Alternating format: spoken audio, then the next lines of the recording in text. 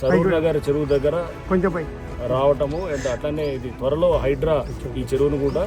ప్రభుత్వ అనుమతులతోటి దీన్ని త్వరలో హైడ్రా టేకప్ చేయడానికి కూడా మేము అన్ని దీనికి కావాల్సినటువంటి ప్రొసీజరల్గా ఏం చేయాలో ఎదుగుండా చేస్తూ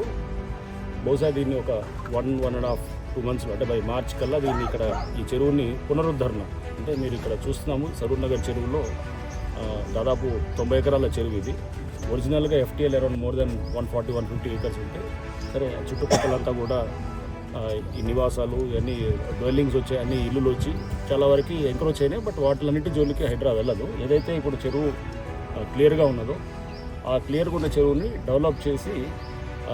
దీనికి అంటే మొత్తం డీసిల్టింగు కింద మట్టిని కూడా పూడికలు తీసిన తర్వాత బండ్ స్ట్రెంథనింగు నెక్స్ట్ అట్లానే దీన్ని ఒక బ్యూటిఫికేషన్ యాంగిల్లో చేస్తూ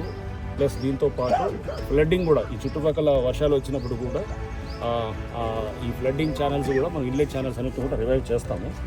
రివైవ్ చేసి మొత్తం కూడా దీని అవుట్లెట్స్ కూడా మొత్తం దాన్ని కూడా స్టడీ చేసి అంటే ఓవరాల్గా చెరువు అంటే మేము 100% అన్ని కోణాల్లో చేస్తున్నాము. ఇప్పుడు సరూర్ నగర్ని ఈ ప్రాంతంలో ఇంకొక చెరువును కూడా టేకప్ చేసి గవర్నమెంట్కి ప్రతిపాదనలు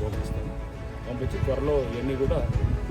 దాని పర్మిషన్స్ అన్నీ రాగానే దీన్ని టేకప్ చేయడానికి కూడా మేము ఉన్నాము. అండ్ అంటే ఇక్కడ ఒక ఎన్వైరన్మెంటల్ పరంగా కూడా మీరు చూస్తారు చాలా ఆహ్లాదకరంగా ఆల్రెడీ మీరు బతుకమ్మ ఫోటో చూశారు అతనే బొమ్మిరుగు ద్వారా కూడా ఇప్పుడు వచ్చేసాం. సో హైడ్రా ఏ స్టాండర్డ్స్ అయితే మెయింటైన్ చేస్తుందో ఆ స్టాండర్డ్స్కి అనుగుణంగా ఈ చెరువుని